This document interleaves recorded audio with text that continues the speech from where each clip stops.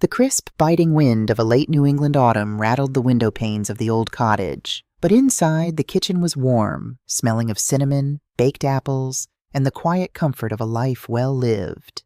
I am Clara. I am 68 years old, and to the outside world, I am nothing more than a sweet, perhaps slightly frail widow living on a fixed income.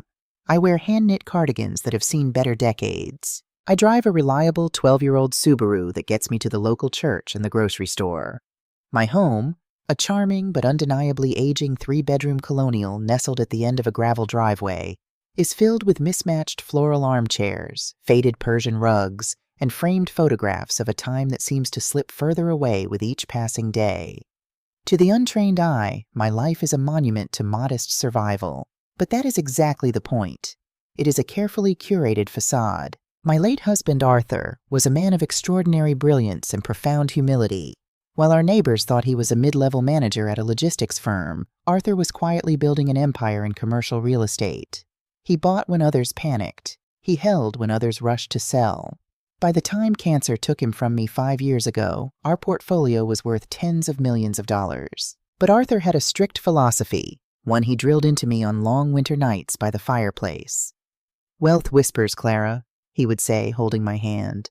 "Only debt screams. The moment people know what you have, you stop being a person to them. You become a resource, a bank, an opportunity. We protect our peace by remaining invisible. I kept our secret. I kept the house we bought when Ethan, our only son, was just a baby. I kept my simple routines. I wanted Ethan to make his own way in the world, to learn the value of a hard-earned dollar, just as Arthur and I had. For a long time, it seemed to work. Ethan was a good boy, compassionate, hard-working, with Arthur's bright eyes and my gentle disposition. But then the world sank its claws into him, and the world, in this case, had a name. Juliet. The crunch of tires on the gravel driveway pulled me from my reverie. I wiped my flour-dusted hands on my apron and peered through the lace curtains. It was Ethan's car, a brand-new leased BMW that I knew cost more per month than his entry-level marketing salary could comfortably allow. The passenger door swung open and out stepped Juliet. Even from the window, the contrast between her and the rustic surroundings was jarring. Juliet was 28, striking in a harsh, heavily manicured way. She wore a beige designer trench coat, her hair blown out into a flawless, rigid cascade of blonde waves. Her stilettos sank immediately into the soft earth of my garden path, and I could see the visible sneer form on her lips as she aggressively yanked her heel free, glaring at my hydrangeas as if they had personally offended her. Ethan rounded the car, his shoulders slumped. At 32, my son looked exhausted. The dark circles under his eyes were a permanent fixture now, his smile tight and practiced. He was trying so desperately to be the man Juliet demanded, carrying the weight of a lifestyle he could not afford. I opened the front door, forcing a warm, welcoming smile. "Ethan, darling, and Juliet, how lovely to see you." "Hi, Mom," Ethan said, wrapping me in a quick hug. He felt thinner. His suit jacket hung a little too loosely on his frame. Juliet approached, offering a stiff air kiss near my cheek, careful not to let her makeup touch my sweater. "Clara," she said, her voice dripping with that saccharine sweetness that always put my teeth on edge. "Still holding down the fort, I see. God, it smells like... Well, it smells very old in here, doesn't it? Like mothballs and nostalgia." "It's cinnamon, Juliet," I replied mildly, stepping aside to let them in. "I just took an apple pie out of the oven. Your favorite, Ethan." "Oh, Ethan is doing keto right now, Clara," Juliet interjected smoothly, unbuttoning her coat and looking around my living room as if inspecting a quarantine zone. "Carbs make him sluggish. We have a very important networking gala to attend tomorrow, and he needs to look sharp. No pie for him." Ethan looked at the floor. "Yeah, Mom. Dieting. Sorry." My heart broke a little, just a tiny fracture, but I nodded. "Of course. Tea then?" As I moved to the kitchen to fetch the kettle, I could hear Juliet's heels clicking sharply against the hardwood floor. I paused by the doorway, out of sight. "Ethan! Seriously," I heard her whisper. The sweetness completely vanished from her tone. "Look at this place. The wallpaper is peeling in the corner. That sofa looks like it survived the Great Depression. How can you let your mother live in this squalor?" "It's not squalor, Jules," Ethan mumbled defensively, though his voice lacked any real conviction. It's just cozy. It's the house I grew up in. It's a safety hazard is what it is, she shot back. And it's selfish.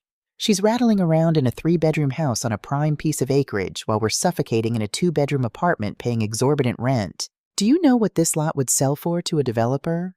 I closed my eyes, resting my forehead against the cool wood of the kitchen cabinet. There it was, the velvet dagger. It wasn't about my safety. It wasn't about the peeling wallpaper. It was about the equity sitting beneath my feet. I carried the tea tray into the living room, setting it down on the antique mahogany coffee table. A piece worth more than Juliet's entire wardrobe, though she only saw it as scratched old wood. "So, how are the wedding preparations coming along?" I asked, pouring the Earl Grey. Juliet sighed dramatically, sinking into the armchair and crossing her legs. "It's incredibly stressful, Clara. Everything is just so expensive. The floral arrangements alone are a nightmare. I told Ethan we needed the imported peonies, but he's suddenly being very tight with the budget." She shot Ethan a glaring look. Ethan shifted uncomfortably, staring into his teacup. "Things are just a little tight right now, Jules. The startup I invested in is taking longer to see a return." "Well, you have to spend money to make money," Juliet said flippantly, before turning her predatory gaze onto me. "Speaking of money, Clara, Ethan and I were talking the other day about your future." "My future?" I asked, keeping my voice perfectly even. "At 68, my dear, my future mostly consists of deciding what to plant in the spring and hoping my knees agree with the weather." Juliet let out a high-pitched, humorless laugh. "Oh, Clara, don't be coy. We're worried about you. Living out here all alone. What if you fall? What if someone breaks in? This house is a massive burden for a woman your age. The property taxes, the maintenance." "The house is fully paid off, Juliet," I said gently. "And Arthur left me a modest life insurance policy. I managed just fine." "But why manage when you could thrive?" She leaned forward, her eyes gleaming with a manic intensity. "I brought you something." She reached into her oversized designer tote bag and pulled out a stack of glossy, high-end brochures. She slammed them onto the coffee table, right next to the antique teapot. "Shady Pines Luxury Assisted Living. The Golden Years Retirement Community. Autumn Leaves Senior Village." "Look at these, Clara," Juliet pressed, tapping a perfectly manicured acrylic nail against a photo of elderly people sitting in a sterile, fluorescent-lit dining hall.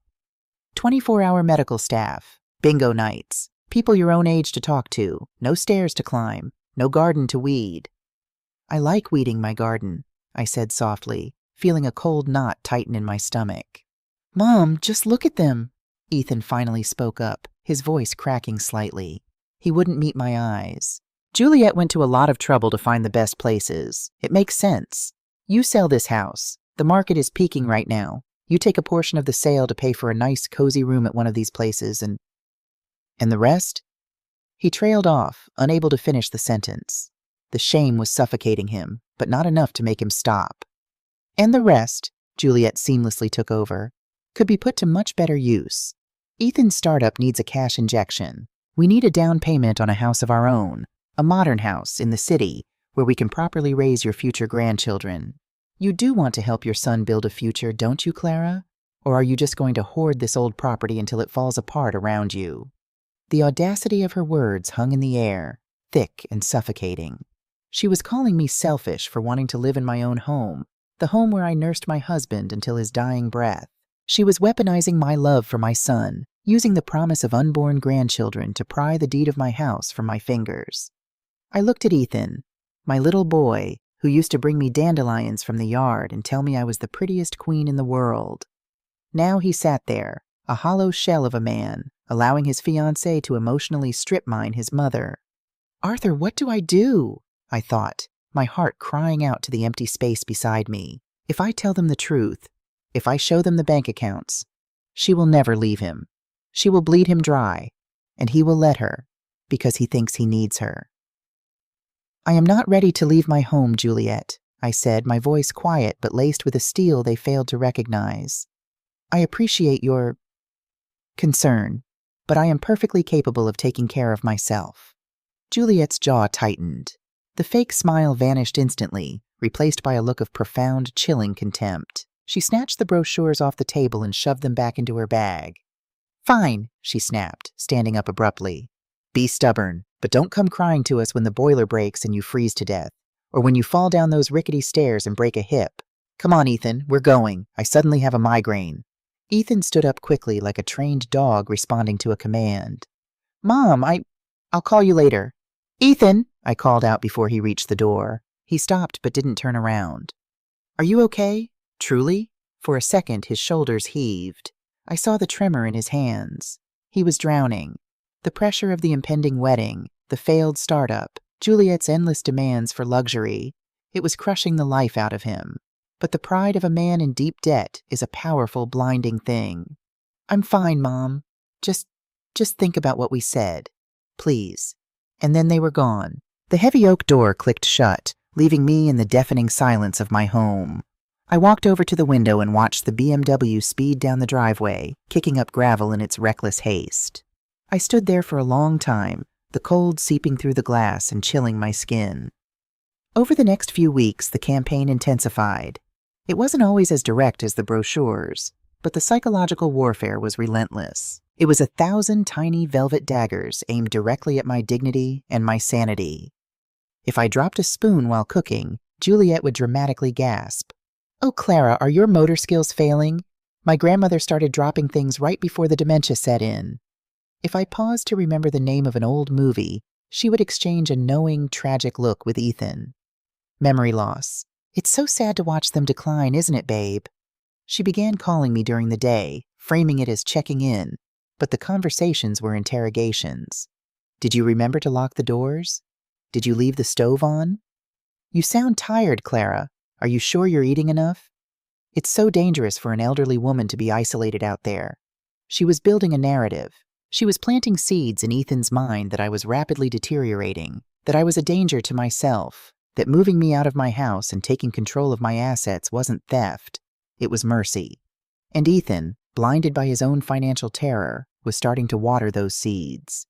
The breaking point of this silent war came on a rainy Tuesday evening, exactly 2 months before the wedding. I was in the study, reviewing the quarterly statements from the Arthur Hughes Trust. The tech sector investments had surged. The trust had grown by another $300,000 that quarter alone. I was a very wealthy woman, sitting in the dark, feeling utterly impoverished of love. The doorbell rang. It was late, past 9. I hurried to the door, peering through the peephole. It was Ethan. He was alone, soaking wet, without an umbrella. I threw the door open. "Ethan, my God, come in out of the rain." He stepped inside, dripping onto the entryway rug. He looked like a ghost. His eyes were bloodshot, his skin pale and clammy. He didn't even take off his coat. He just collapsed onto the hallway bench and buried his face in his hands. "Ethan, what's wrong? Is it Juliet? Is she hurt?" I knelt beside him, my maternal instincts overriding all the hurt of the past few months. "Mom," he choked out, his voice a ragged sob. "I'm ruined. I'm completely ruined." I guided him to the kitchen, wrapped a warm towel around his shoulders, and made him drink a cup of hot chamomile tea. Slowly, the ugly, humiliating truth spilled out of him. The startup he had invested in wasn't a tech company. It was a high-risk cryptocurrency scheme, and it had completely collapsed. He had lost his entire savings. But worse, much worse, was the debt. Juliet wants the wedding to be perfect, Mom," he wept, staring into the mug. "She deserves it. She grew up with nothing. I promised her a fairy tale. The venue at the country club, the Vera Wang dress, the ice sculptures. It's $120,000. $120,000? I breathed, trying to keep the shock out of my voice. "Ethan, you don't make that in 2 years. I put it on credit cards. I took out personal loans. And then, to cover the margins on the crypto, I took out a title loan on the BMW. The interest is 50%, Mom. They're going to repossess the car next week. The venue is demanding the final $50,000 payment by Friday, or they cancel the wedding. If the wedding is canceled, Juliet will leave me. She said she won't be humiliated in front of her friends." He looked up at me, his eyes wide with a desperate, feral panic. "Mom, please. You have to help me.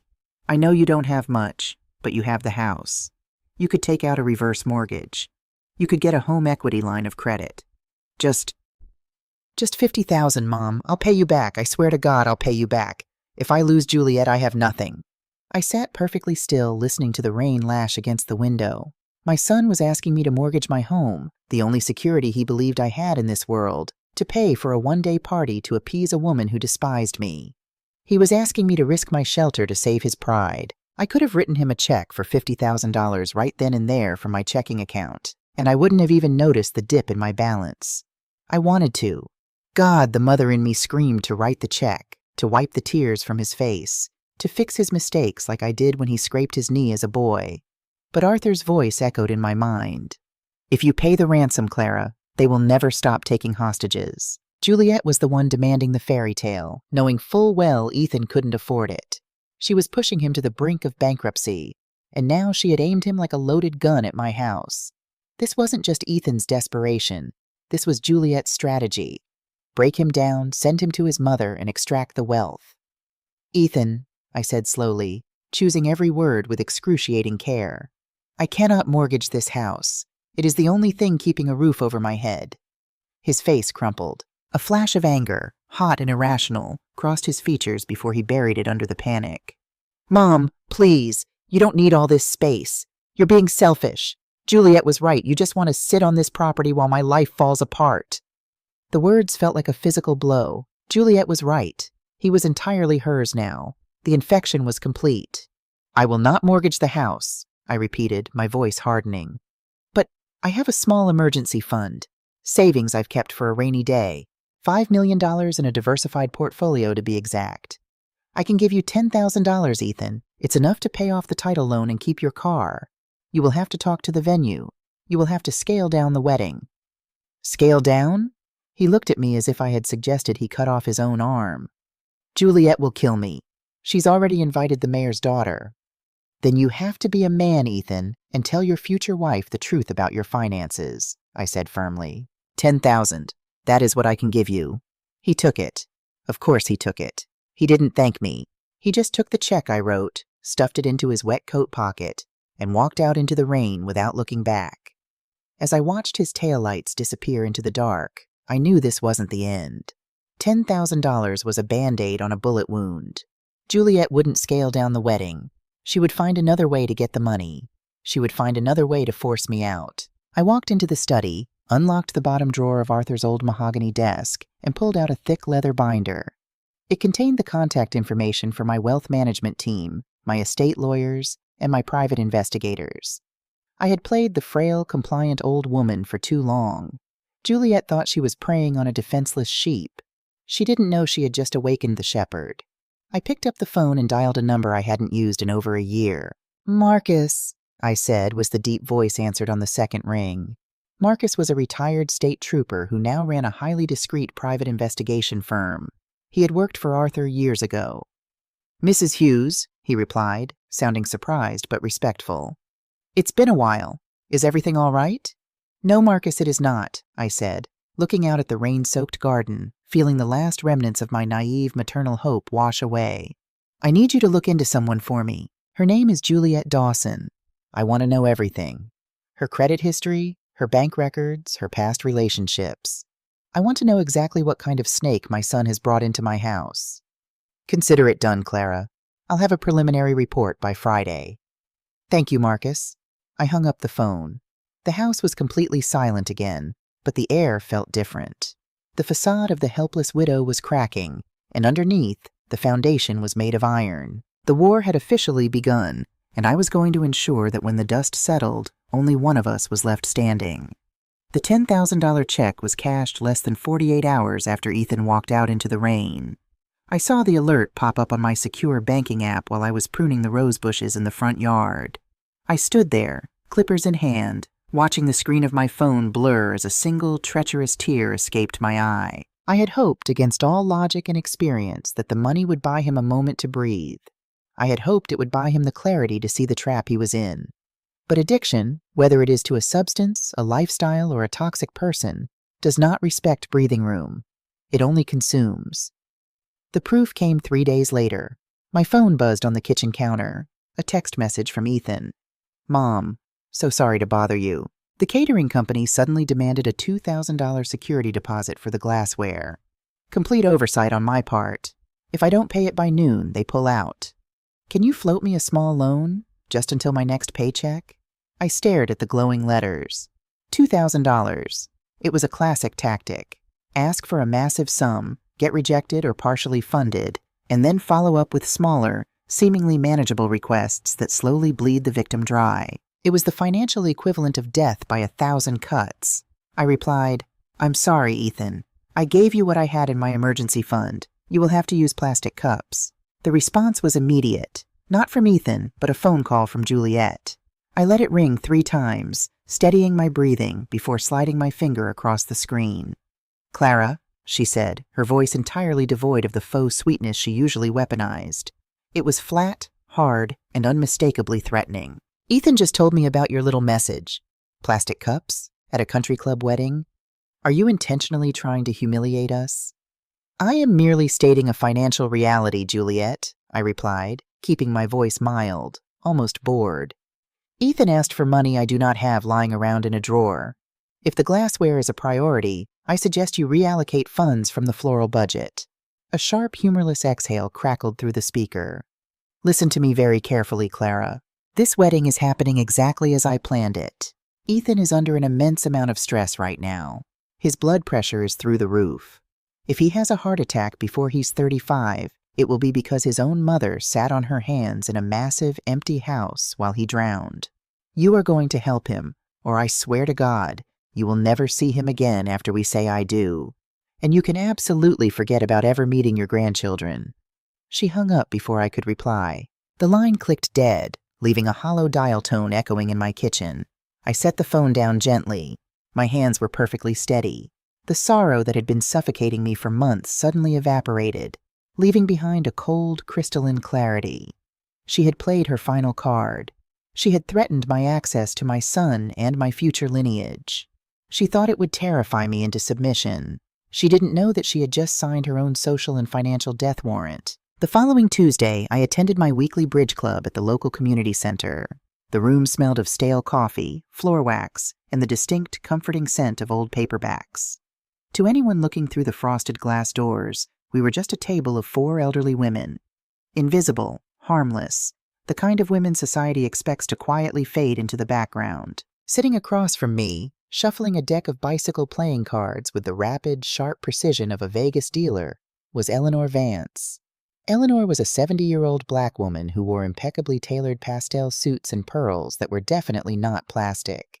She had a warm, infectious laugh and baked the best peach cobbler in the county. But beneath the grandmotherly exterior lay one of the most formidable legal minds in the state. Eleanor had spent 35 years on the bench, retiring as the Chief Justice of the state Supreme Court. Like me, she believed that wealth and power were best kept hidden from those who had not earned the right to see them. "You're distracted, Clara," Eleanor noted, her dark eyes piercing through her reading glasses as she dealt the cards. "You just bid 2 spades on a hand that belongs in the trash." "I apologize, Ellie," I sighed, setting my cards face down. "My mind is elsewhere. Ethan's wedding is approaching." Mary and Susan, the other 2 ladies at the table, offered sympathetic murmurs. They knew parts of the story, the demanding fiancé, the stress, but only Eleanor knew the depths of the shadows gathering around my son. "Marcus called me this morning," I said quietly, leaning in so the other tables wouldn't hear. "He's bringing the file to my house on Friday." Eleanor stopped dealing. Her expression hardened, transforming instantly from a kindly neighbor to the judge who had sent cartel bosses to maximum security prisons without blinking. "I don't like that girl, Clara," Eleanor murmured, her voice a low rumble. "I've seen thousands of criminals sit in my courtroom. I know the look of someone who believes the world owes them a living and doesn't care who they have to break to collect it. When Marcus brings that file, you call me. I don't care what time it is. We will go through it line by line. If she's hiding something, we will find the legal leverage to pry her off your boy." "Thank you, Ellie, but I fear Ethan is already in too deep. He asked for more money yesterday. He lied about what it was for." "They always lie when they're drowning," Eleanor said, tapping her manicured fingernail against the table. "Our job is to drain the swamp so he can see the mud he's standing in. Hold your ground, Clara. Do not give them another dime." Friday afternoon arrived with a heavy, oppressive gray sky that threatened snow. Marcus pulled his unmarked sedan into my driveway exactly at 3 p.m. He was a broad-shouldered man in his late 50s, possessing a quiet, imposing gravity. He walked into my study, refused my offer of coffee, and placed a thick, sealed manila envelope on Arthur's mahogany desk. "I've been in this business a long time, Mrs. Hughes," Marcus began, his voice gravelly and serious. "Usually, when a parent asks me to look into a future son or daughter-in-law, I find a few maxed-out credit cards, maybe an undisclosed previous marriage or an exaggerated resume. Nuisances. Bad habits." He tapped the thick folder with a heavy finger.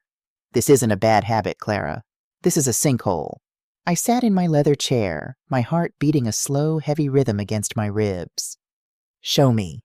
Marcus opened the folder and spread a series of documents across the polished wood. Bank statements, court records, photographs, and printed emails. "Let's start with the basics," Marcus said. "Juliet Dawson is 28. She grew up in a trailer park outside of Reno, Nevada. Nothing wrong with that, except she tells everyone in Ethan's circle that her father was a diplomat. Lie number 1. He slid a mugshot toward me. It was unmistakably Juliet, perhaps 5 years younger, her hair dyed a harsh black, her makeup smeared, staring fiercely into the camera. Arrested in Las Vegas, age 23. Charges: felony credit card fraud and identity theft. She skimmed details from high rollers at a VIP lounge where she worked as a hostess. She avoided prison time because she flipped on her accomplices and accepted 3 years of probation. The record was sealed, but my contacts in the Nevada precinct owed me a favor. I stared at the mugshot. The sheer arrogance in her eyes, even while in police custody, was chilling. "Does Ethan know about this?" "Highly unlikely," Marcus replied. "She reinvented herself when she moved to the East Coast, changed her aesthetic, polished her accent, and targeted the tech and marketing crowd. Young men with decent incomes who were desperate for a trophy wife." "But Ethan isn't wealthy," I argued, confusion warring with the rising anger. "He makes a good living, but he's not a millionaire. Why target him?" Marcus looked at me with a profound, quiet sympathy. "Because she ran a background check on you, Mrs. Hughes." The air in the room seemed to freeze. "Me?" "She hired a cheap online PI service 8 months ago," Marcus explained, sliding an invoice across the desk. "She couldn't pierce the Arthur Hughes Trust. Your lawyers are too good for that. But she found out that this property is completely unencumbered. No mortgage, no liens. She found the zoning permits. She knows this land alone is worth over $2 million to a commercial developer. Ethan wasn't the target, Clara. He was the Trojan horse. You are the target." A wave of nausea washed over me, followed immediately by a surge of pure, white-hot rage. Every condescending comment about my clothes, every fake sympathetic brochure for an assisted living facility, every attempt to make Ethan believe I was losing my mind. It was all a calculated predatory strategy to seize my land. "There's more," Marcus said gently, interrupting my dark epiphany. "And this is the part that concerns Ethan's physical safety." He pulled out a series of financial flowcharts. "Ethan told you he lost his money in a crypto startup, correct?" "Yes. He said it collapsed." "He lied to save face," Marcus said flatly. "There was no crypto startup. Juliet has a gambling addiction, specifically unregulated high-stakes underground poker games. She owed $40,000 to a very unsavory syndicate operating out of the city. 3 months ago, they threatened to break her legs. Ethan, playing the tragic hero, stepped in." I covered my mouth with my hand, stifling a gasp. "Oh, God. The title loan on his car wasn't enough," Marcus confirmed. "He took out the title loan, maxed out his credit cards, and drained his savings to pay off the bulk of her debt. But the interest with these syndicates is astronomical. The money he begged from you last week, the $10,000, that didn't go to the wedding venue, Clara. It went straight to a loan shark's enforcer to keep them from breaking Ethan's kneecaps." The silence in the study was absolute, save for the ticking of the grandfather clock in the hallway. My son, my sweet, foolish, desperately insecure son, had indentured himself to violent criminals to protect a woman who was actively plotting to steal his mother's home. He was standing on the edge of a cliff, and Juliet was not only refusing to pull him back, she was the one tying the anchor around his ankles. "Does she have any intention of stopping?" I asked, my voice barely a whisper. "The gambling?" Marcus shook his head. "I had a man shadow her. 2 nights ago, while Ethan was working late to try and scrape together catering money, she was at a private game in a hotel penthouse. She lost another $5,000. She is a bottomless pit, Clara. If Ethan marries her, she will drain his income, destroy his credit, and when the sharks come knocking again, she will point them directly at this house. I looked down at the documents, the mugshot, the underground debt ledgers, the fake PI invoice inquiring about my property. For months I had been crying over the loss of my son. I had felt helpless, weak, and discarded. I had thought my only options were to surrender my home or lose my child forever. But looking at the cold, hard facts laid out on Arthur's desk, the grief finally burned away, leaving nothing but an icy, unyielding resolve. Juliet Dawson was not a confused young woman with expensive tastes. She was a parasite. She was a predator who had walked into my home, eaten my food, smiled in my face, and planned my ruin. "Marcus," I said, looking up. My voice was no longer the soft, trembling tone of a worried mother. It was the voice of Arthur Hughes's widow. "I need certified copies of all of this. I need a paper trail so bulletproof that not even the devil himself could argue against it." "You'll have it by Monday. What are you going to do?" "I am going to attend a wedding," I replied, carefully stacking the documents. "And I am going to let my future daughter-in-law hang herself with her own rope." As soon as Marcus left, I picked up the phone and dialed Eleanor. "Ellie," I said when she answered, "I have the file." "And?" "She has a criminal record, severe gambling debts to organized crime, and Ethan is borrowing from loan sharks to keep her alive. Furthermore, she ran a background check on my property months ago. The entire relationship is a long con to force me into a nursing home and liquidate my estate." I heard a sharp intake of breath on the other end of the line, followed by the terrifying, cold silence of a Supreme Court justice preparing to pass judgment. "Clara," Eleanor finally said, her voice dropping an octave, ringing with absolute authority. "Bring the file to my house immediately. We are going to build a legal fortress around your assets so tight she won't be able to breathe near them. And then we are going to prepare the execution." "The wedding is in exactly 4 weeks, I noted. "Perfect," Eleanor replied, and I could hear the grim satisfaction in her tone. "There is no better place to expose a fraud than in front of an audience they paid for. Bring your files, my dear. We have work to do." I hung up the phone and looked around my beautiful, quiet living room. Juliet had looked at the peeling wallpaper and the antique furniture and saw an easy mark. She saw a weak old woman she could easily push aside. She was about to find out that some old structures are built over steel beams, and if you strike them too hard, they don't crumble. They break your hands. The Grand Atrium Country Club was an architectural monument to excess. Nestled in the affluent hills just outside the city, its towering marble columns and sweeping manicured lawns were designed to make the wealthy feel important and the ordinary feel infinitesimally small. On the day of the wedding, the sky was a brilliant cloudless blue, masking the icy bite of the November air. I pulled my 12-year-old Subaru into the sweeping circular driveway, the gravel crunching beneath my worn tires. The valet, a young man in a crisp uniform, hesitated for a fraction of a second before opening my door, his eyes darting toward the line of gleaming Mercedes and rented Bentleys ahead of me. "Take good care of her, please," I said, handing him the keys with a polite smile. I smoothed the skirt of my dress. It was a vintage pale silver silk gown I had worn to Arthur's retirement dinner a decade ago. It lacked the ostentatious designer labels that Juliet's crowd worshipped, but it was tailored perfectly, elegant, and understated. I wore my grandmother's simple pearl necklace and a pair of matching earrings. I carried no large purse, only a small silver clutch containing my ID, a single tube of lipstick, and a meticulously folded legal document Eleanor had finalized for me 48 hours prior. As I walked through the towering glass doors of the venue, the scent of thousands of imported white peonies hit me like a physical wall. The lobby was a chaotic swirl of event coordinators wearing headsets, waiters carrying trays of champagne, and guests dripping in sequins and forced laughter. "Mrs. Hughes?" A harried young woman with a clipboard and an earpiece materialized beside me. "I'm the wedding coordinator. Juliet requested that you join her in the bridal suite immediately upon your arrival. It's just down the hall, the double oak doors." "Thank you," I murmured. The hallway leading to the bridal suite was lined with enormous gilded mirrors. I caught my reflection and paused. For a moment, I saw the tired, worried mother who had cried in her kitchen over her son's debts.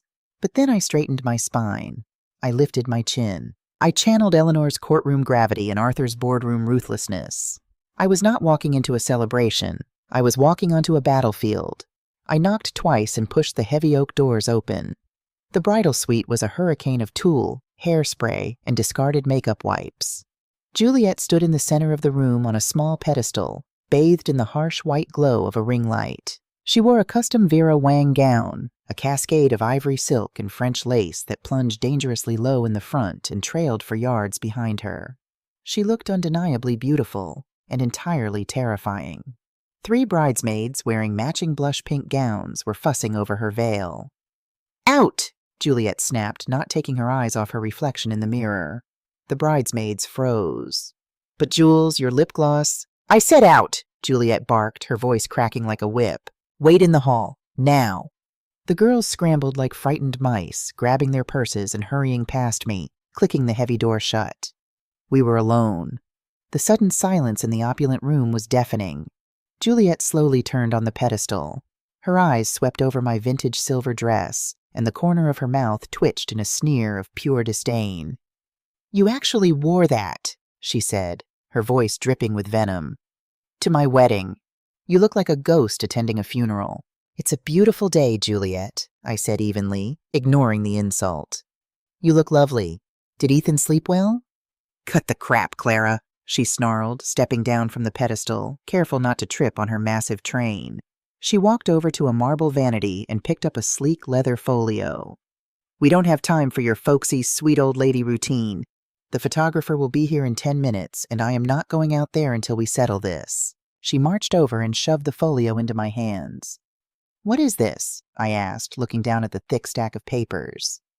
"It's a general power of attorney paired with a preliminary agreement to list your property," Juliet said, crossing her arms over her lace bodice. "I had a lawyer draft it. It gives Ethan full legal authority over your finances, your medical decisions, and the sale of your estate. All you have to do is sign on the last page. I even have a notary waiting in the lobby." I looked at the documents, feeling a chilling sense of validation. Marcus had been right. Eleanor had been right. There was no hesitation in her, no shame. It was a blatant, unapologetic extortion attempt on her wedding day. "And why," I asked softly, "would I ever sign such a thing?" Juliet stepped closer, her expensive perfume cloying and suffocating. Her eyes were hard, flat, and devoid of any human empathy. "Because if you don't, Clara, this is the last day you will ever see your son," she hissed, her voice a low, lethal whisper. "Ethan does whatever I tell him to do. He is terrified of losing me. If you don't sign that paper, I will convince him that your refusal is proof of your mental decline. I will pack up our things, we will move across the country, and when I have his children, you will never so much as see a photograph of them. You will die alone in that rotting house, and no one will be there to hold your hand." It was the nuclear option. She was leveraging my fundamental biological drive to protect my family, threatening me with total isolation. A month ago, it would have shattered me. Today, it merely confirmed the absolute necessity of what I was about to do. "You are threatening a mother with her son," I said, my voice eerily calm. "That is a very dangerous game, Juliet." "It's not a game. It's an ultimatum," she spat. "Sign the paper, Clara, or you are dead to us." I looked down at the folio, then back up into her cold, calculating eyes. Slowly, deliberately, I handed the folio back to her. "I will not sign this, Juliet," I said, my tone as solid as bedrock. "And I will not be blackmailed." Her face flushed a deep, ugly red beneath her flawless makeup. For a second, I thought she might actually strike me. Her hands balled into fists, the knuckles turning white. "You selfish, miserable old bitch," she seethed, her chest heaving. "You are going to regret this. I will make sure Ethan hates the very sound of your name." Before she could say another word, the heavy oak doors swung open. The wedding coordinator rushed in, breathless. "Juliet, the string quartet has started playing. It's time." Juliet instantly transformed. The rage vanished from her face, replaced by a radiant, trembling smile of bridal joy. It was a terrifying display of sociopathic control. "I'm ready," she told the coordinator sweetly. She brushed past me, her heavy silk train dragging across the carpet, and whispered in my ear as she passed. "Watch your back, Clara. This isn't over." The ceremony was a blur of hollow vows and orchestrated perfection. Ethan stood at the altar looking handsome, but profoundly unwell. He was sweating profusely despite the cool air conditioning, his eyes darting nervously toward the exits. When he recited his vows, promising to cherish Juliet in wealth and in poverty, I felt a physical wave of nausea. He was already indentured to loan sharks for this woman. I was seated in the second row, far to the side. Juliet's parents, a hardened-looking couple who seemed just as opportunistic as their daughter, occupied the prime seats. I watched my son slide a $30,000 platinum ring, financed at exorbitant interest, onto the finger of a woman who was actively plotting his mother's financial ruin. When the priest pronounced them husband and wife, Ethan didn't look relieved. He looked like a prisoner who had just heard the lock turn on his cell door. The reception was held in the Grand Atrium's massive ballroom. It was a spectacle of absurd wealth. Crystal chandeliers hung from the vaulted ceilings, casting a warm glow over 50 tables draped in imported silk linens. At the center of the room stood a 6-foot-tall ice sculpture of 2 swans forming a heart. I was seated at table 42, situated in a dark corner near the kitchen doors, squeezed between Ethan's distant estranged cousins and an elderly great-aunt who slept through the appetizers. It was a calculated insult, a public declaration of my irrelevance, but I sat quietly, drinking sparkling water, watching the theater unfold. 2 hours into the reception, after the 5-course meal had been served and the champagne had flowed like a river, the tension in the room began to shift. The speeches were over. The music grew louder. Juliet was making her rounds, playing the gracious bride, soaking in the adoration of her superficial friends. I saw her whisper something to Ethan, who looked horrified and shook his head vehemently. Juliet's eyes narrowed. She grabbed a full glass of dark Pinot Noir from a passing waiter's tray and began walking directly toward table 42. I knew what she was going to do before she even reached me. It was in the rigid set of her shoulders, the manic gleam in her eye. She couldn't legally force me to sign the papers, so she was going to use the one weapon she had left: public humiliation. She wanted to break my spirit in front of 150 people. She stopped right beside my chair. The cousins at my table fell silent, sensing the sudden drop in temperature. "Clara," Juliet said loudly, too loudly. Heads at neighboring tables began to turn. "I just wanted to come over and personally thank you for attending, even if you couldn't be bothered to contribute a single dime to your own son's wedding." A hush began to ripple outward from our table. The clinking of silverware stopped. I looked up at her, keeping my hands folded neatly in my lap. "It is a beautiful wedding, Juliet." "Is it?" She laughed, a shrill grating sound. "Ethan practically had to beg on the streets to pay for it, while you sit in that massive paid-off mansion hoarding your precious savings. It's pathetic, really. A mother who would rather watch her son drown in debt than downsize." "Juliet, please." Ethan had appeared behind her, his face pale, his voice a frantic whisper. "Not here. People are staring." "Let them stare, Ethan," Juliet snapped, turning the volume up even higher. The band on the stage faltered and stopped playing. The silence in the ballroom was now absolute, thick and suffocating. Every eye in the room was fixed on us. "Everyone should know," Juliet announced to the crowd, acting the part of the tragic, victimized bride. "Everyone should know what kind of woman Clara Hughes is. She's a parasite, a selfish, greedy old woman who doesn't care about anyone but herself."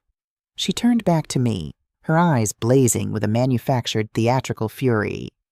"You're a stain on this family, Clara." And with a swift, aggressive flick of her wrist, she tripped. The full glass of Pinot Noir arced through the air. The dark red liquid hit my chest with a cold splash, soaking instantly into the pale silver silk of my vintage dress. It looked exactly like a massive, gaping chest wound. The wine dripped down my bodice, staining my grandmother's pearls, pooling in the folds of the fabric on my lap.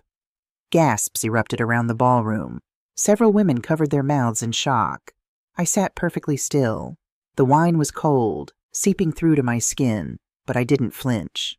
I didn't gasp. I slowly looked down at the ruined silk, then up at Juliet. She was wearing a mask of mock horror, her hands covering her mouth. "Oh my God! Clara, I am so sorry. I completely lost my footing," she cried, though her eyes danced with vicious, triumphant glee. "Look at your dress. Well, I suppose it matches your personality now. Cheap and ruined." I looked past her to Ethan. My son stood there, trembling. He looked at the red stain spreading across my chest. He looked at the malicious smirk his new wife was barely hiding. He had a choice in that moment.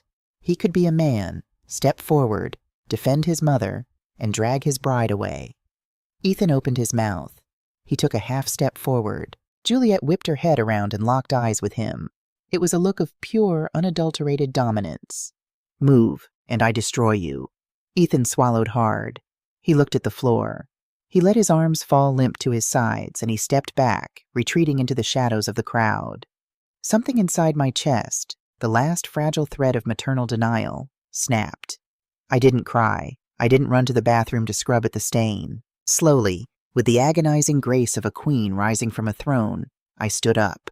The wine dripped from my hem onto the pristine marble floor, leaving drops of red like a trail of blood. The ballroom was so quiet you could hear the air conditioning humming. I didn't look at Juliet. I didn't look at Ethan. I walked past them, stepping cleanly around the bride's massive white train. I walked toward the front of the room, toward the elevated stage where the band stood frozen. I climbed the 3 steps to the stage. The lead singer, a young man in a tuxedo, instinctively backed away, intimidated by the sheer, terrifying aura radiating from me. I reached out and took the microphone from the stand. I tapped the grill once. Thump, thump. The sound echoed like a heartbeat over the massive speakers. 150 guests stared at me in horrified fascination. "Ladies and gentlemen," I began. My voice was not shaking. It was amplified, crystal clear, and chillingly composed. "I apologize for the interruption. My name is Clara Hughes. I am Ethan's mother." I paused, looking out over the sea of faces until I found Juliet. The triumphant smirk had vanished from her face, replaced by a sudden, dawning confusion. "My new daughter-in-law has just made some very bold public statements regarding my finances and my character," I continued, the microphone carrying my quiet, ironclad words to the farthest corners of the room. "She claims that I am a selfish burden. She claims that I refuse to contribute to this spectacular $120,000 fairy tale." I reached into my small silver clutch and pulled out the folded legal document Eleanor had prepared. I didn't unfold it. I simply held it up.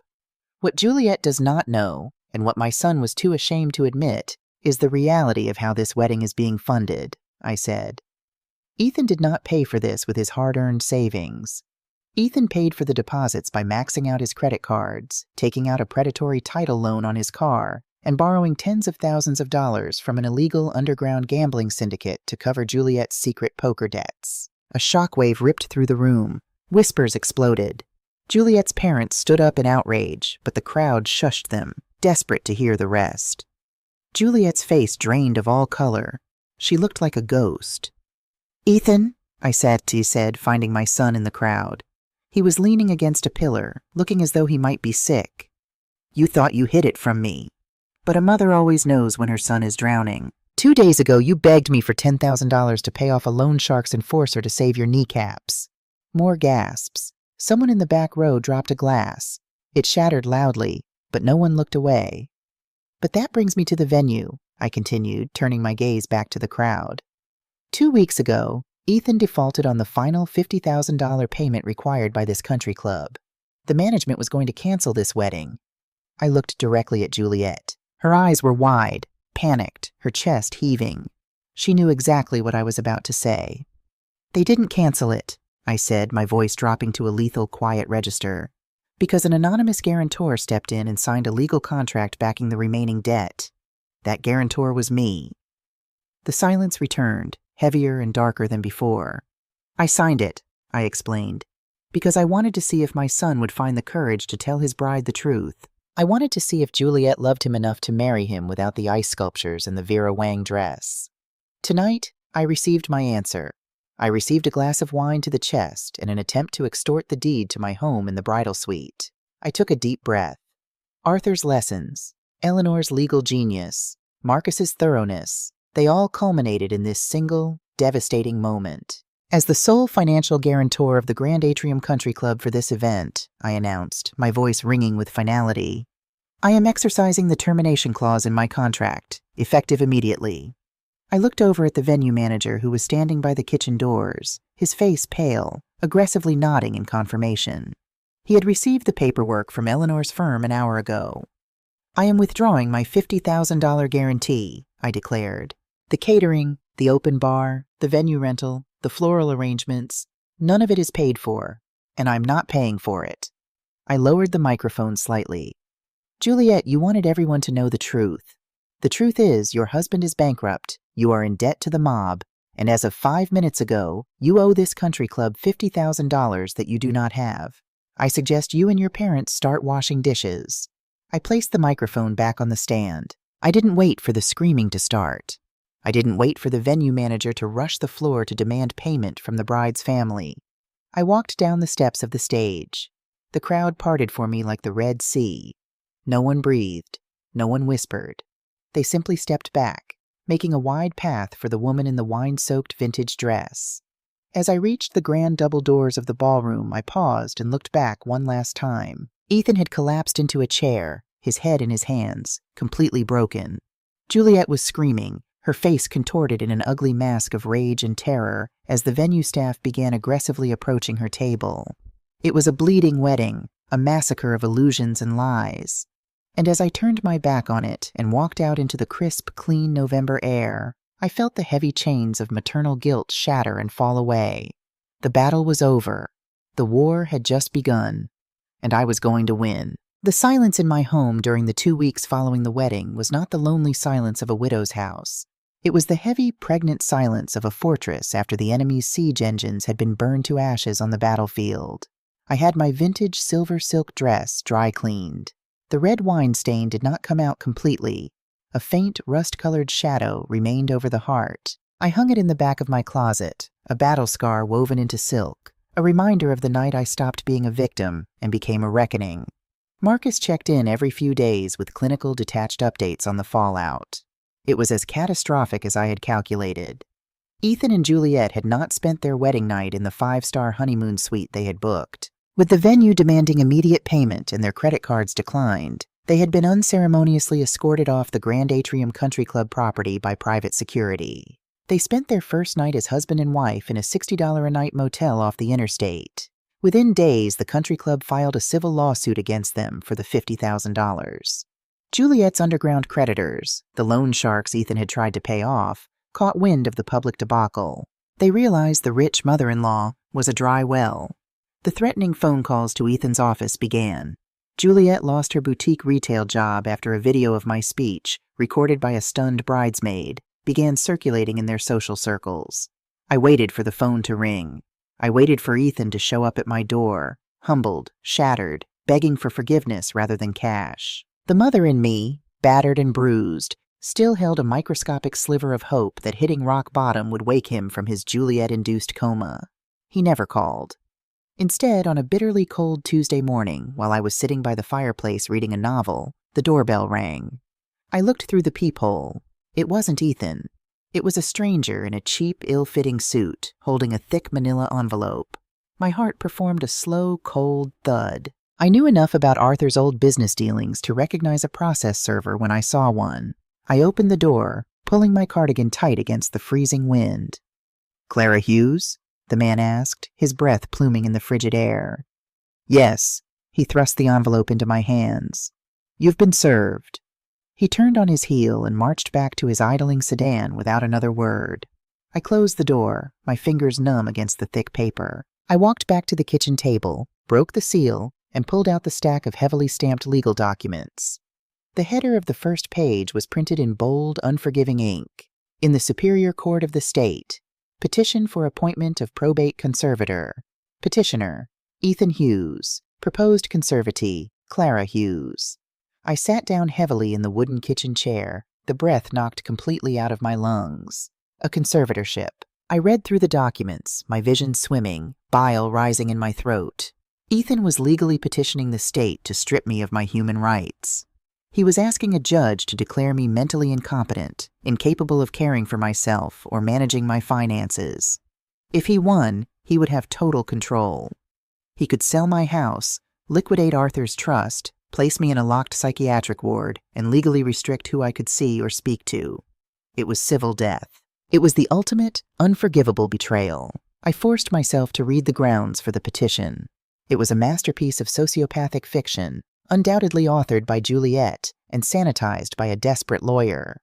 The petition claimed that I was suffering from severe, rapid-onset paranoid dementia.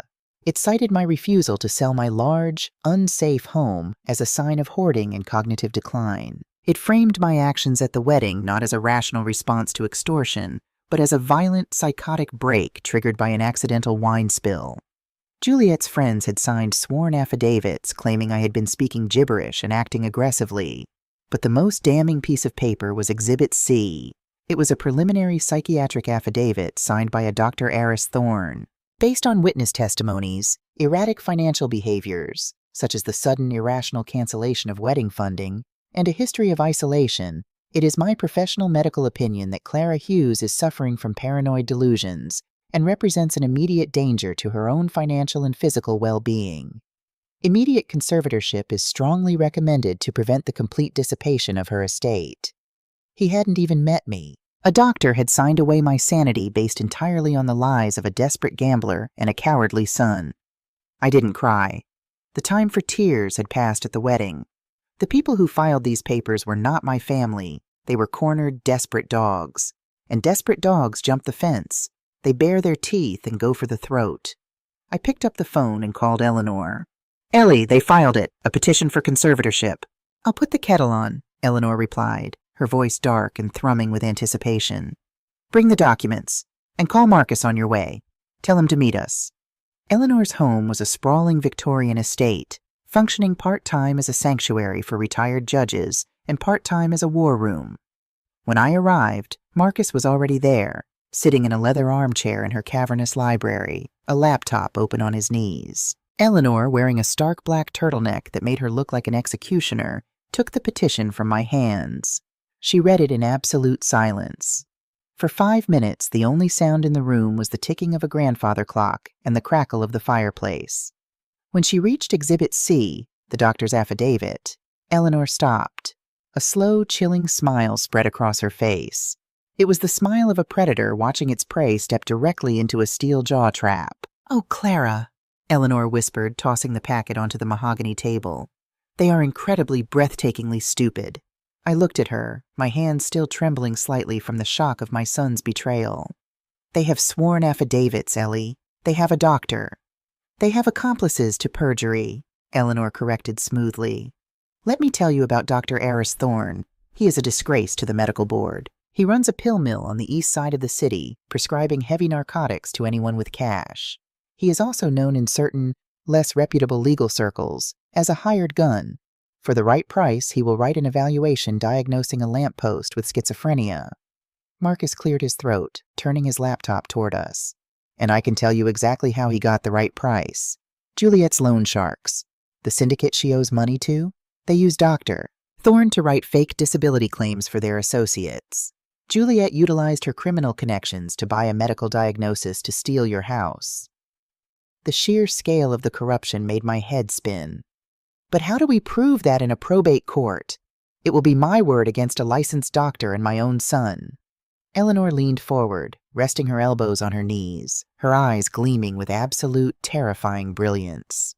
"We don't just defend you, Clara," Eleanor said softly. "If we file a motion to dismiss, Juliet will just regroup and try another angle. We let them proceed. We let Ethan and Juliet walk into that courtroom. We let them stand before a judge, place their hands on a Bible, and swear under the penalty of perjury that this petition is truthful." "And then?" I asked. "And then," Eleanor said, "we drop the anvil." She walked over to her desk, unlocked a heavy wooden drawer, and pulled out a pristine blue-backed legal folder. She handed it to me. "Open it." I opened the folder. Inside was a 30-page medical document stamped with the official seal of Massachusetts General Hospital. It was dated 3 days before Ethan's wedding. I stared at it. Comprehension slowly dawned. "Do you remember 2 months ago, when Juliet first started dropping hints about your memory?" Eleanor asked. "When she tried to convince Ethan you were losing your mind?" "Yes," I murmured. "It was relentless." "I saw the strategy forming," Eleanor explained. "It's the oldest trick in the elder abuse playbook. Gaslight the victim, isolate them, and declare them incompetent. So a week before the wedding, under the guise of our Bridge Club's annual wellness retreat, I took you to see Dr. Sterling. He is the chief of neurology at Mass General and the foremost expert on cognitive aging in New England. I remembered the day. Eleanor had told me it was a comprehensive physical we should all do at our age to stay ahead of the curve. I had undergone MRIs, cognitive tests, psychological evaluations, and hours of interviews. Dr. Sterling's report, Eleanor continued, tapping the blue folder, declares that your cognitive function is not just normal, but exceptional. It states that you are in perfect psychological health, possess acute financial acumen, and show zero signs of dementia, paranoia, or any other cognitive impairment. I looked from the report to Eleanor, tears of profound gratitude pricking my eyes. She had seen the knife coming before it was even unsheathed, and she had forged me a shield of Kevlar. We have a preemptive, ironclad psychiatric evaluation from one of the most respected neurologists in the country, predating their fake petition, Marcus added, a grim smile on his face. But it gets better. He hit a button on his laptop. The printer in the corner of the library whirred to life, spitting out a single sheet of paper. Marcus handed it to me. It was a bank wire transfer record. Ethan's credit cards are maxed out, but Juliet manipulated him into taking a cash advance against his 401k a week after the wedding, Marcus said. $5,000, wired directly from Ethan's account to an LLC shell company. I tracked the LLC. It is owned by Dr. Eris Thorne. I held the paper. It was the receipt for my crucifixion. Ethan had paid $5,000 to have me declared legally insane. This is no longer a civil family dispute, Clara, Eleanor said, her voice echoing with the weight of her decades on the bench. This is felony fraud. This is conspiracy to commit perjury. This is elder abuse. When Ethan and Juliet present their fake doctor and their bought and paid for diagnosis to the judge, they are committing a crime in open court. I looked at the fire dancing in the hearth. The flames mirrored the heat, burning away the last lingering shadows of my maternal grief. Ethan had made his choice. He had chosen the dark, twisting path of Juliet's greed over the woman who had given him life. He had tried to put me in a cage. I looked at Eleanor, my posture straightening, my jaw setting into a line of granite. "When is the hearing?" I asked. 2 weeks, Eleanor replied. "It's an emergency ex parte hearing. They requested it be expedited. Juliet is desperate. Her creditors are closing in and she needs to freeze your bank accounts before you can move your assets." "Let them expedite it," I said, my voice cold and hard. "Let them think they are winning." The next 14 days were a masterclass in psychological discipline. I received letters from Ethan's lawyer urging me to surrender peacefully to the conservatorship to avoid the embarrassment of a public competency trial. I received a voicemail from Juliet, feigning a tearful, heartbroken tone, begging me to just get the help you so desperately need, Clara. I forwarded all of it to Eleanor. I didn't respond. I tended my garden. I baked bread. I drank tea. I played the part of the isolated, deteriorating old woman they desperately needed me to be. But behind closed doors, my legal team was assembling an arsenal. Eleanor brought in a bulldog of a probate litigator named Harrison Vance, her nephew, who possessed a theatrical flair perfectly suited for tearing hostile witnesses to shreds. Marcus compiled a sprawling dossier detailing Juliet's criminal past, the loan shark debts, the bounced checks to the wedding venue, and the direct financial link to Dr. Thorne. By the night before the hearing, the trap was set. It was a flawless, lethal mechanism waiting only for the prey to step on the trigger. I stood in my bedroom looking in the mirror. I selected a tailored navy blue St. John knit suit. It was immaculate, professional, and radiated an aura of quiet, untouchable wealth. I clasped Arthur's favorite gold watch around my wrist. I was not a victim. I was not a frail widow. I was Clara Hughes, the sole trustee of a multi-million-dollar empire, and tomorrow I was going to teach my son and his wife a lesson about the devastating consequences of greed. They wanted a judge to look at my life and pass a verdict. They had no idea that I was the one bringing the gavel down. The Suffolk County Probate and Family Court was an imposing structure of gray granite and heavy oak doors, a building designed to make you feel the crushing weight of the law before you even stepped inside a courtroom. I walked through the metal detectors at exactly 8:45 in the morning, flanked by my own personal vanguard. To my right was Eleanor, dressed in a charcoal gray suit, looking every inch the Chief Justice she used to be. Her presence alone made 2 passing bailiffs straighten their posture. To my left was Harrison Vance, Eleanor's nephew, and my lead litigator. Harrison possessed a shark-like smile and carried a single slim leather briefcase that contained the financial and legal explosive charges we were about to detonate. I wore my navy blue St. John suit. My hair was perfectly styled. I did not look like a woman losing her mind. I looked like a woman who owned the building. We found them waiting outside courtroom 4B. Ethan was pacing the polished marble hallway, his face the color of wet ash. He was chewing his thumbnail, a nervous habit he hadn't displayed since he was 10 years old.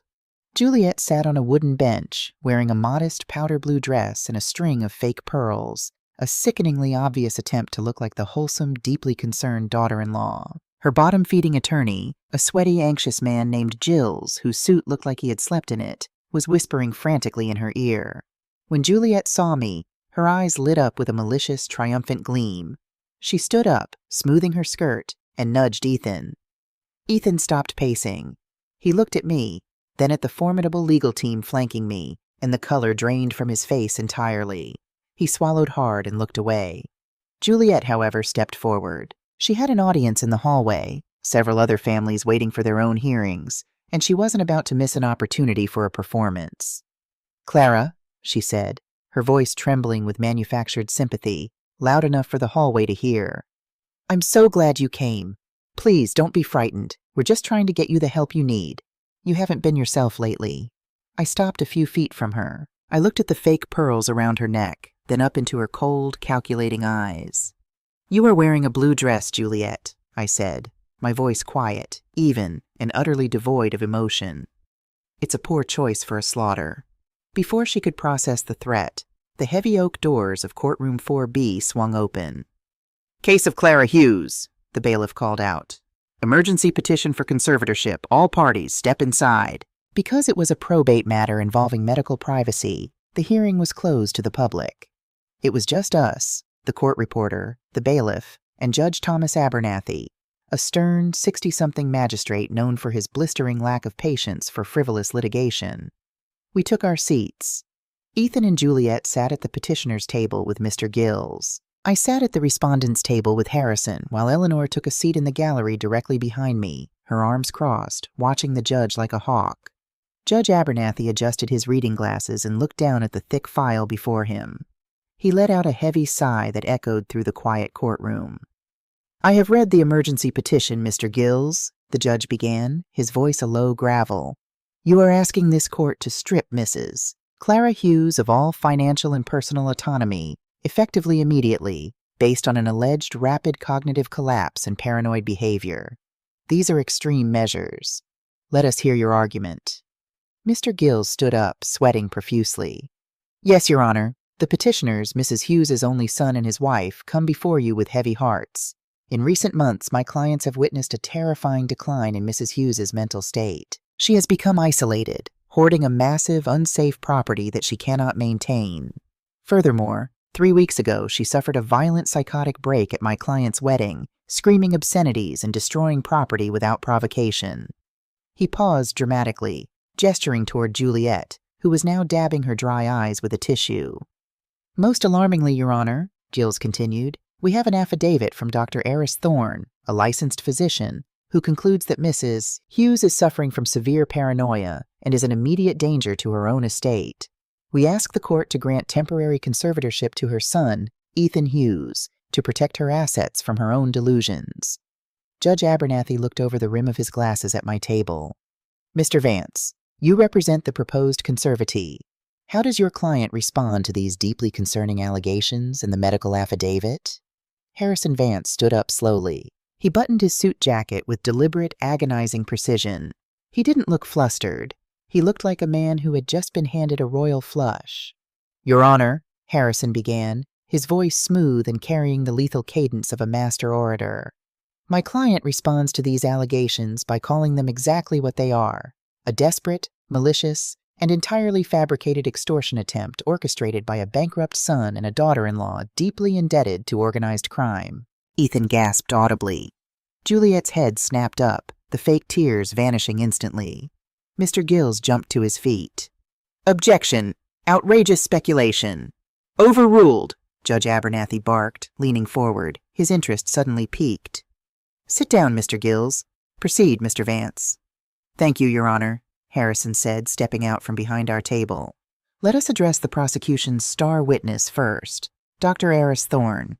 Harrison opened his slim leather briefcase and pulled out a stack of documents. He handed one copy to the bailiff to pass to the judge and dropped another unceremoniously onto Mr. Gill's table. Dr. Thorne did not examine my client. He has never met my client, Harrison stated, his voice ringing through the quiet room. What doctor? Thorne did do, however, was receive a wire transfer for $5,000 from the personal checking account of the petitioner, Ethan Hughes, exactly 48 hours before this petition was filed. The routing numbers, the LLC registration linking the account to Dr. Thorne, and the bank statements are in the packet before you. The silence in the courtroom was absolute. It was the kind of silence that precedes an avalanche. Judge Abernathy flipped open the packet. His eyes scanned the bank records. The vein in his forehead began to throb. Furthermore, Harrison continued relentlessly, Dr. Thorne is currently under investigation by the DEA for overprescribing narcotics and holds a well-documented history of providing fraudulent medical documentation for members of an underground gambling syndicate. A syndicate, I might add, to which Mrs. Juliet Hughes owes upwards of $40,000. We have the ledgers, Your Honor. They are on page 4. This is a lie, Juliet shrieked, jumping out of her chair. They forged those. Clara is crazy. She's making this all up. Judge Abernathy slammed his gavel down so hard the sound cracked like a gunshot. Sit down and close your mouth, Mrs. Hughes, or I will have you held in contempt and handcuffed to that chair. Juliet dropped into her seat, trembling, her face drained of all color. Ethan was staring at the table, paralyzed, looking like a man watching the ground open up beneath him.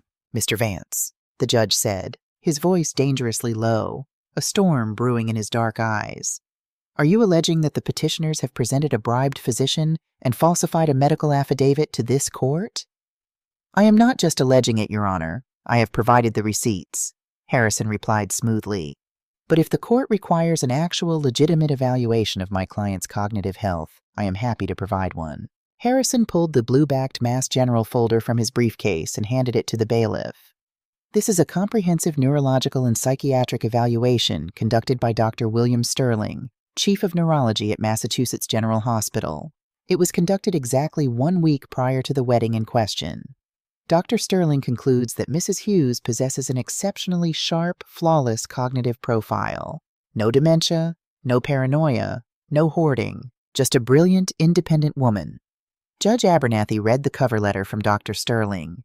He slowly closed the file, took off his glasses, and rubbed his temples. The anger radiating from the bench was palpable. Defrauding a probate judge was a fast track to prison, and Ethan and Juliet had walked right into the courthouse and handed the judge the loaded gun. Mr. Gills, the judge said, his voice a terrifying, quiet whisper, did you know your clients paid for this medical affidavit? Gills was shaking. No, Your Honor. I assure you I was told Dr. Thorne was a family physician who had observed her from afar. You are a fool, Mr. Gills, Abernathy snapped. He turned his furious gaze to Ethan and Juliet. And you two, you come into my courtroom, attempting to use the power of the state to strip an elderly woman of her fundamental civil rights, using forged documents and bribery, so you can liquidate her assets to pay off illegal gambling debts? Ethan finally found his voice, though it was nothing more than a pathetic squeak. Your Honor, please, we thought she was sick. She cut us off financially. I placed a hand on Harrison's arm, signaling him to step back. I stood up. I didn't look at Ethan or Juliet. I looked directly at the judge. Your Honor, if I may speak, I said. Judge Abernathy's expression softened marginally as he looked at me. You may, Mrs. Hughes. My son is 32 years old. For the past 3 years, I have quietly subsidized his life. I paid his debts, I funded his lifestyle, and I foolishly believed I was helping him, I said, my voice carrying the steady, profound ache of a mother's broken heart. When I discovered the extent of his wife's criminal debts and their plot to force me into a nursing home to steal my property, I stopped the payments. The psychotic break they claim I suffered at their wedding was simply a mother, finally standing up and saying no more. I took a breath, letting the absolute truth of my words settle into the room. I am not sick, Your Honor. I am not paranoid. I am simply a wealthy woman who refuses to be bled dry by the people who were supposed to love her. Judge Abernathy looked at me for a long moment, nodding slowly. He picked up his pen and began writing furiously on the petition. Petition for conservatorship is denied, with prejudice. the judge announced, his voice booming through the room. This court finds the claims brought forth by Ethan and Juliet Hughes to be entirely baseless, malicious, and fraudulent. He turned his glaring eyes back to the petitioner's table. Mr. Gills, consider yourself lucky I am not reporting you to the bar today for failing to vet your clients.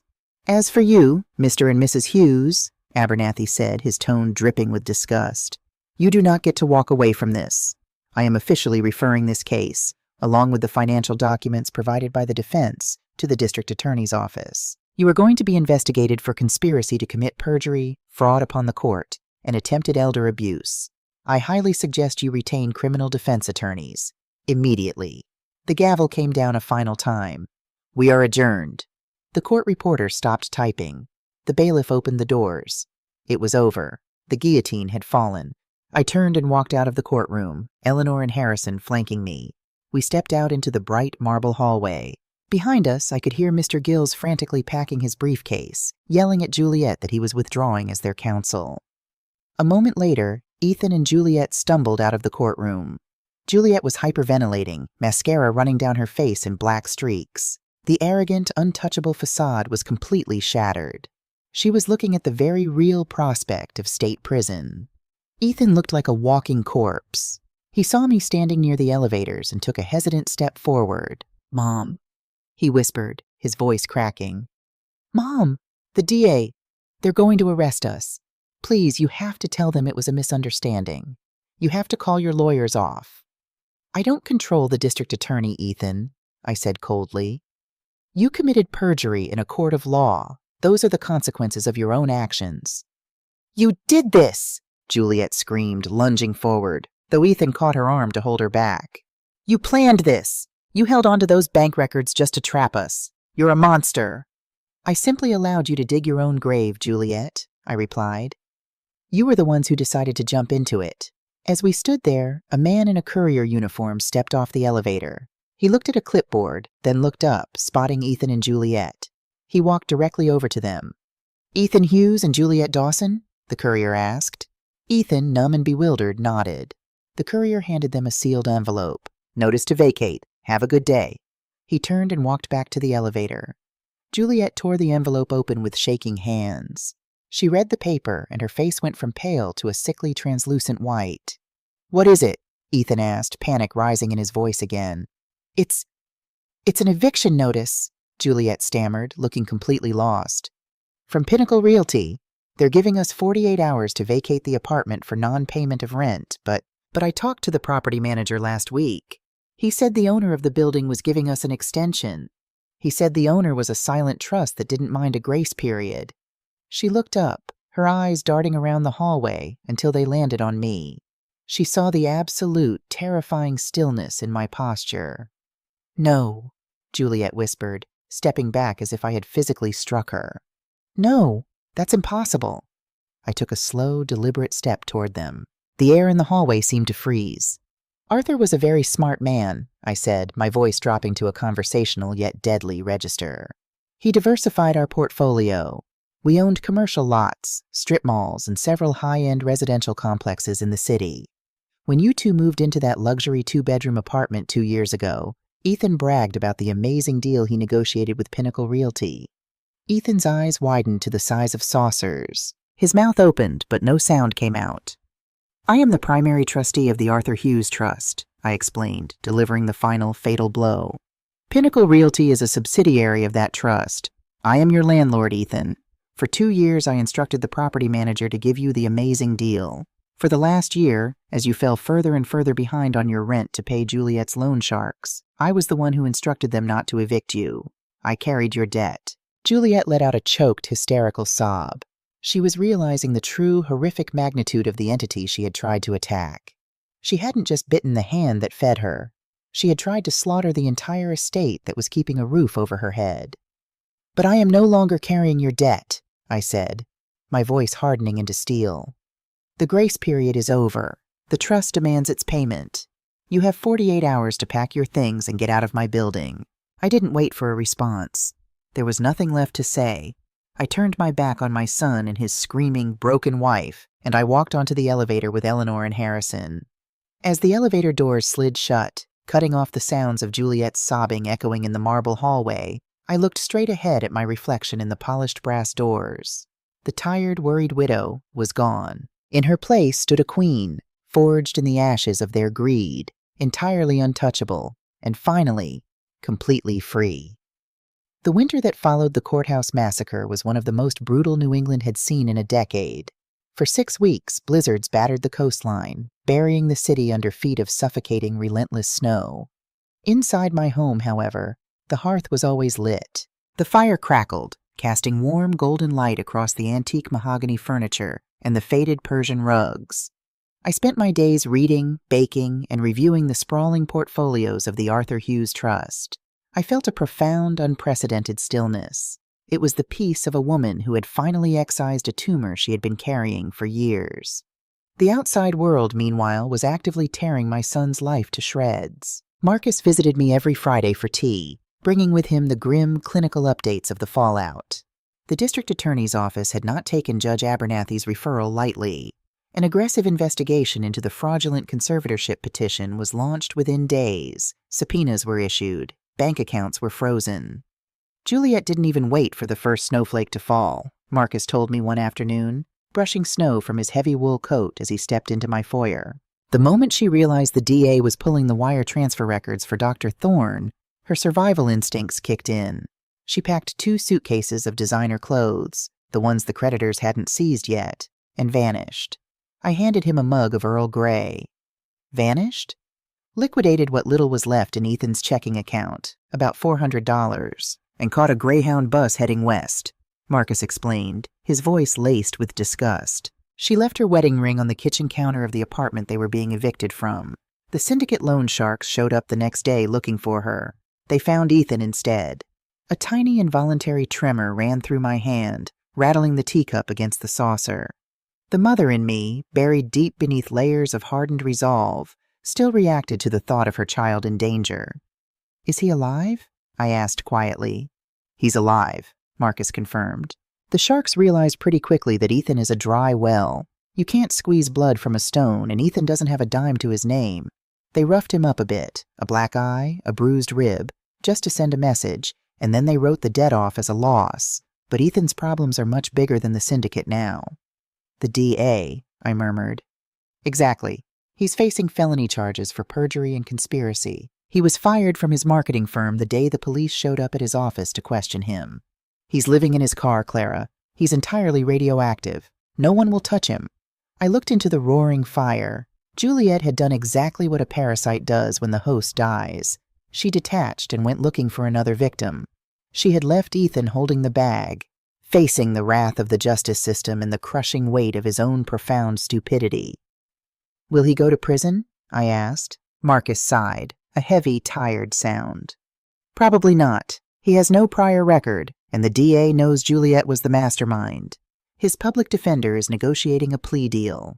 He'll likely get 5 years of probation, a massive fine, and hundreds of hours of community service. But a felony conviction means his corporate career is over. His credit is permanently destroyed. He will spend the next 10 years working minimum wage just to survive." I nodded slowly. "Consequences.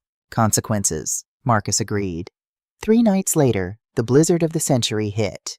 The wind howled like a wounded animal around the eaves of my cottage, piling snowdrifts against the windows. It was nearing midnight. I was wrapped in a thick wool blanket, sitting in Arthur's old leather armchair in the study, listening to the storm. Then I heard it, a faint rhythmic thumping over the roar of the wind. Thump, thump, thump. I stood up, pulling the blanket tight around my shoulders, and walked into the hallway. I turned on the porch light. Through the frosted glass of the front door, I could make out a dark, shivering silhouette. I unlocked the heavy oak door and pulled it open, though I left the locked glass storm door shut between us. Ethan stood on my porch. He was unrecognizable. The polished, arrogant young executive in the leased BMW was gone. In his place stood a broken, freezing vagrant. He wore a thin autumn jacket that was completely soaked through with snow. He had no gloves. His face was gaunt, unshaven, and marred by a fading, ugly purple bruise around his left eye. He was shivering so violently his teeth were audibly chattering. "Mom!" he gasped, his breath fogging the glass. He pressed his bare, freezing hands against the pane. "Mom, please." I looked at him. I searched my heart for the overwhelming, desperate urge to throw open the door, drag him inside, and wrap him in blankets. I searched for the mother who used to stay up all night holding a cool cloth to his feverish forehead. She wasn't there. She had died in the grand atrium ballroom, drowned in a glass of Pinot Noir. In her place was a woman who saw a man who had paid $5,000 to a corrupt doctor to have her locked in a psychiatric ward. "What do you want, Ethan?" I asked, my voice carrying clearly through the thin gap in the weather stripping. "She left me," he sobbed, his tears freezing on his cheeks. "Juliet, she took the money and left. The police, the lawyers. Mom, I lost my job. I lost the car. I've been sleeping in a shelter for 3 days, but they kicked me out tonight because there wasn't enough room. I'm freezing." He dropped to his knees on the snow-covered porch, looking up at me with wide, desperate eyes. "Please, Mom, I'm so sorry. I was so stupid. Juliet manipulated me. She made me do it. I never wanted to hurt you. Let me come inside. Just let me sleep in my old room. Please, I have nowhere else to go. You have to help me." I stood perfectly still. It was the ultimate test. He was playing the only card he had left, his vulnerability. But listen to his words. Juliet manipulated me. She made me do it. Even now, shivering in the snow, ruined and destitute, he refused to take absolute responsibility. He was still the victim of his own story. He still viewed me not as a mother to be respected, but as a safety net to break his fall. "Ethan," I said, my voice steady, betraying no anger, only a profound, clinical sorrow. "I cannot let you in." His eyes widened in shock. "Mom, it's below 0. I'll freeze to death out here. I'm your son. You have millions of dollars. You have this massive house. You can fix this. You can pay for a lawyer. You can make the DA drop the charges. Please." "I could," I agreed softly. "I have the money to make all your problems disappear by tomorrow morning. I could buy you a new car, a new house, a new life." "Then do it," he begged, pounding a fist against the glass. "Why won't you? Are you really going to let your own flesh and blood rot on the street just to prove a point?" "It isn't a point, Ethan," I said. "It is a necessity." I turned away from the door for a moment. I walked into the study, over to Arthur's desk. I unlocked the bottom drawer and pulled out a heavy leather-bound document sealed with red wax. It was the master copy of the Arthur Hughes Trust. I walked back to the front door and held it up to the glass. "Do you know what this is?" I asked him. Ethan stared at the document, his shivering slowing slightly as confusion overtook his panic. "No. This is the trust your father built," I explained, looking down at him. "You always thought we were just stingy. Juliet convinced you we were hoarding wealth out of pure selfishness. But Arthur and I grew up with nothing. We knew what sudden, unearned wealth does to a person's character. It hollows them out. We wanted you to be a man of substance before you inherited an empire." I flipped the heavy pages until I reached Section 4, Paragraph B. I pressed it against the glass so he could see the intricate legal typography. "Read it, Ethan." He leaned forward, squinting through the falling snow and the fog on the glass. He read the words aloud, his voice trembling. "Upon his 35th birthday, Ethan Arthur Hughes shall inherit the principal sum of the Arthur Hughes Trust, currently valued at $22 million. This inheritance is contingent upon a single condition. The primary trustee, Clara Hughes, must sign a sworn affidavit certifying that Ethan has demonstrated financial independence, moral integrity, and familial loyalty." Ethan stopped reading. The silence that followed was heavier than the blizzard. I watched the realization hit him. It wasn't just a realization. It was a psychological annihilation. $22 million, Ethan whispered, his breath catching in his throat. 3 years, I said, my voice dropping to a harsh, unforgiving whisper. "You are 32 years old. In exactly 3 years, all of it, the properties, the investments, this house, would have been legally, rightfully yours. I was waiting. I was watching you, hoping you would find your footing, hoping you would become the man your father knew you could be. All you had to do was live an honest life. All you had to do was be a decent son." Ethan stumbled backward, away from the door, clutching his chest as if he had been physically shot. "You burned down a $22 million castle, Ethan," I said. The absolute tragedy of his greed ringing in the frigid air. To steal a $50,000 brick, For a woman who didn't even love you." He let out a sound, a guttural, agonizing wail of pure, unadulterated despair. He dropped to his hands and knees in the snow, sobbing uncontrollably, his fingers tearing at his own hair. He was mourning the loss of the fortune, yes, but deeper than that, he was finally mourning the realization of what he had destroyed. He had destroyed his own golden ticket. He had destroyed his family. He had destroyed himself. "Mom," he choked out, pressing his forehead into the snowy porch planks. "Please, I'm so sorry. I'll do anything. I'll spend the rest of my life making it up to you. Just give me another chance." I looked at the broken man on my porch. The urge to save him was completely gone, replaced by the grim knowledge that saving him would only restart the cycle. "I have already called the local police station," I said calmly. "Not to arrest you, but to send a cruiser. They will be here in 5 minutes.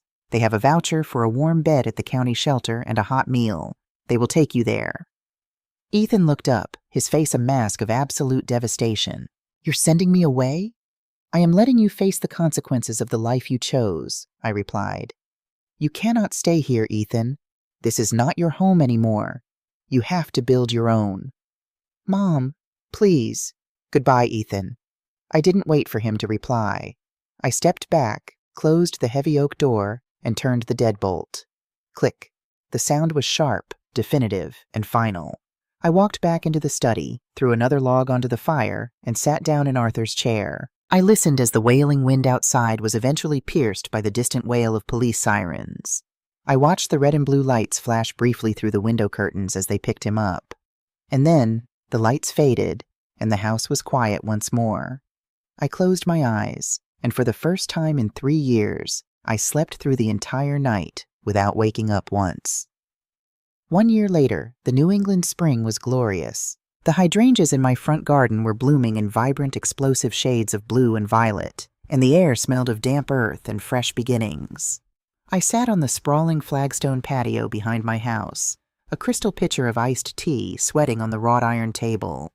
Across from me sat Eleanor, wearing a brilliant coral blazer, and Harrison, who was currently tapping his designer pen against a thick stack of finalized legal documents. "Sign here, here, and here, Clara," Harrison instructed, sliding the papers toward me with a wide, triumphant grin. I picked up the pen and signed my name with a steady, confident flourish. "It is official," Eleanor announced, raising her glass of iced tea. "The Arthur and Clara Hughes Foundation for Elder Legal Defense is now a fully registered 501c3 nonprofit organization." I smiled, feeling a profound, radiant warmth spread through my chest. Over the past 12 months, I had liquidated a significant portion of the trust's commercial real estate. I took $5 million and poured it directly into creating the foundation. Its mission was singular and aggressive: to provide elite, pro bono legal representation and private investigation services to elderly individuals who were being financially abused, extorted, or gaslit by their own family members. We had hired Marcus as our lead investigator. We had hired a team of fierce young litigators trained by Harrison. We were currently handling 22 active cases in the state, standing between vulnerable seniors and the greedy relatives trying to strip them of their dignity and their homes.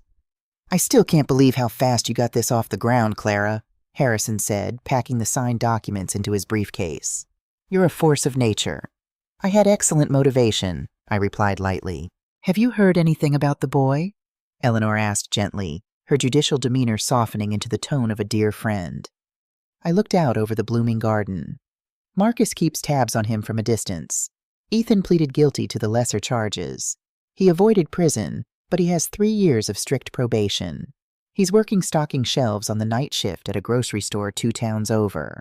He rents a single room in a boarding house. He's paying off his court fees. He hasn't tried to contact you?" "No," I said, and the realization brought no pain, only a quiet acceptance. "He knows the door is locked." Eleanor reached across the table and squeezed my hand. "You did the right thing, Clara. You saved your own life." I looked at the house behind me. The peeling wallpaper had been replaced. The antique furniture gleamed. The home that Juliet had called a rotting hazard was now the vibrant, beating heart of an organization that was saving lives. I had spent my entire adult life trying to be the perfect, invisible mother. I had believed that love meant endless sacrifice, endless forgiveness, and endless financial bleeding. But true love, I had learned through the crucible of betrayal, sometimes requires the most brutal honesty. It requires the courage to let the people who hurt you fall so they can learn how to stand up on their own. I had lost a son to the poison of greed, but in the ashes of that devastating loss, I had found a family of my own choosing. I had found a purpose that ignited my soul. At 69 years old, I wasn't fading into the twilight. I was standing in the brilliant, blinding dawn of a brand new day, and for the first time in my life, I was exactly who I was meant to be: untouchable, unbreakable, and entirely free.